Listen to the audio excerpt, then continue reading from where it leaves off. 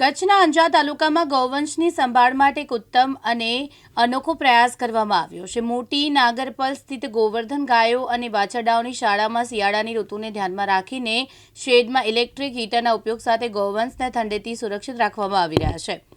શિયાળાની ઠંડીથી ગાયો અને વાછરડાઓને બચાવવા માટે અંજારના ગોવર્ધન ગાયો વાછરડાઓથી શાળામાં વિશેષ વ્યવસ્થા કરવામાં આવી છે। શેડમાં ઇલેક્ટ્રિક હીટર લગાવવામાં આવ્યા છે જેથી આંતરિક તાપમાન સ્થિર રહી શકે, ગૌવંશને ઠંડીનો પ્રભાવ ન પડે। હીટરનો ઉપયોગ નિષ્ણાંતોની સલાહ અનુસાર પૂરેપૂરો સુરક્ષિત રહે તે રીતે કરવામાં આવી રહ્યો છે। પશુઓના રોજિંદા ખોરાકમાં પણ ગરમ અને પૌષ્ટિક ખોરાક જેમ કે ગોળ, ઘઉંની લાપસી, આયુર્વેદિક મિશ્રણ સમાવેશ કરાયું છે, સાથે ગરમ પાણી પીવડાવવાની પણ વ્યવસ્થા છે। અંજાર તાલુકાના મોટી નાગલપર ગામે જે ગોવર્ધન ગૌશાળા છે તેમજ વીડી અંજાર તાલુકાના વીડી ગામમાં નંદી શાળા છે। બંને જગ્યાએ અદ્યતન એમ સમજો ને કે ગાયો અને નંદી માટે હીટર લગાવ્યું છે। તો ત્રિકમદાસ મહારાજ આખી કઈ પદ્ધતિથી લગાવ્યું છે? સૌપ્રથમ તો આપણે રાધે રાધે જય ગૌ માતા। અત્યારે આપણે જાણીએ છીએ કે ભયંકર શિયાળામાં ઠંડી કચ્છમાં ખાસ કરીને પડતી હોય છે। એ લગભગ 2 થી 3 થી 5 ડિગ્રી સુધી લગભગ પહોંચતી હોય છે। તો એવા સમયે આ વખતે અમે ગોવર્ધન નંદી શાળા, જે સમગ્ર ગુજરાતની પ્રથમ નંદી શાળા હોઈ શકે, એટલે દર વખતે અમે લાકડા બારતા હતા તો નંદીજીને એક આપણે ભયનો માહોલ ઊભો થાય, કદાચ કે લડે ઝઘડે ઉપર પડે। એટલે આ વખતે અમે નંદી શાળામાં 8 ઇલેક્ટ્રિક, જેને કહી શકે ને આપણે હીટર કહી શકીએ, આપણે જેમ રૂમ હોય આપણે એ ટાઈપના અલગ ટાઈપના આખા 8 અલગ બબે શેડમાં 8 મૂકેલા છે। એ જ રીતે આપણે નંદી છે આપણા જેને પૂજનીય કહેવાય, ગૌવંશને કહેવાય છે, એટલે હું પણ સગવડ મૂકેલી છે।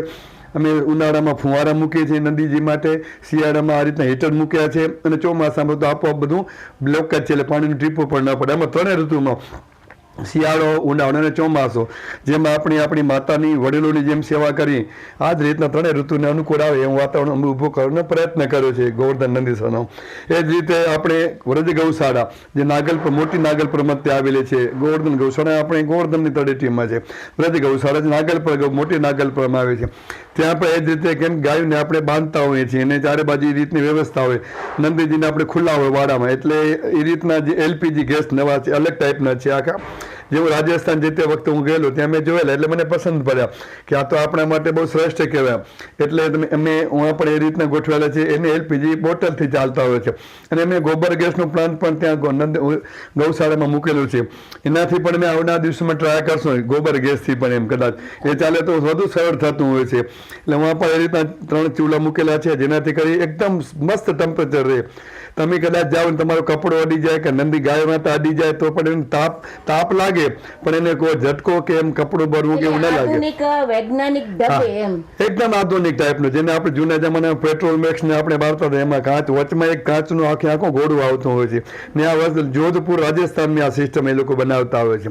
લગભગ 33,000 ની આસપાસ એક ચૂલો આવે છે, એની ગેસથી ચાલે એ આવી રીતના અમે મંગાવેલા છે। અને એ જ ચૂલાનો ઉપયોગ અમે વધારે ઠંડી પડશે તો અમે ગોવર્ધન, જે આપણો સમગ્ર ગુજરાતનો ગૌરવ છે કે ગોવર્ધન પર્વત યાત્રાધામ છે, હું પણ અમે ટૂંક સમયમાં 2-3 એવા મૂકવાના છે, જેનાથી લોકો આવે મોડે સુધી હોય તો એને પણ ઠંડીમાંથી રાહત મળે। આવી રીતે બધી જગ્યાએ ગોવર્ધન ગૌશાળા કહો, ગોવર્ધન નંદી શાળા કહો કે ગોવર્ધન પર્વત કહો, આ રીતના ટેકનોલોજી સાથેનો ઉપયોગ કરીને આ રીતના ઠંડીથી બચવા માટે થઈને મેં કંઈક થોડો જ પ્રયત્ન કર્યો છે 3 જગ્યાએ। એટલે મોટી નાગલપરમાં જે ગાયો અને વાછરડા છે એ કુલ કેટલા છે, અને જે વીડીમાં છે એ નંદી કેટલા છે? હા, આપણે વાત કરીએ તો ગોવર્ધન ગૌશાળા અને વ્રજ ગૌશાળા એવી અમે બંને જગ્યાએ મારી સંસ્થા સચ્ચિદાનંદ મંદિર તરફથી ગૌશાળા ચાલી રહી છે। લગભગ 160 જેવી ગાયો અમારી વ્રજ ગૌશાળામાં, એટલે નાગલપર મધ્ય આવેલી છે, અને 150 થી પ્લસ એ ગાયો બધી ગોવર્ધન ગૌશાળા સત્તા પર આવેલી છે।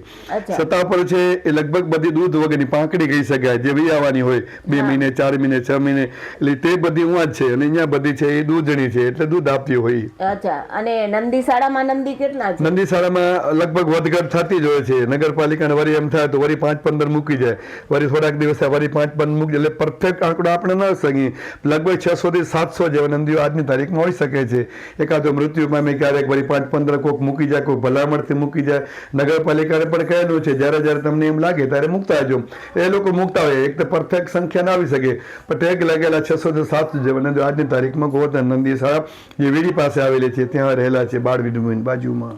એટલે ગુજરાતમાં મને લાગે છે કે આ હીટર પ્રથા જે તમે કરી છે એ ફર્સ્ટ હા, 100% મને જાણ છે ત્યાં સુધી આ રીતના કોઈ ગુજરાતમાં કે સમગ્ર દેશમાં કદાચ ગૌશાળામાં કે પાંજરાપોળમાં ન હોઈ શકે એ લોકો આ રીતના સિસ્ટમ. એટલે મને મારી જાણ નથી કોઈ, કદાચ હોય તો એવી. એટલે મારી જાણ કરતાં સૌપ્રથમ નંદી શાળા પણ શરૂઆતમાં આપણે સૌપ્રથમ ગુજરાતની કરેલી હતી.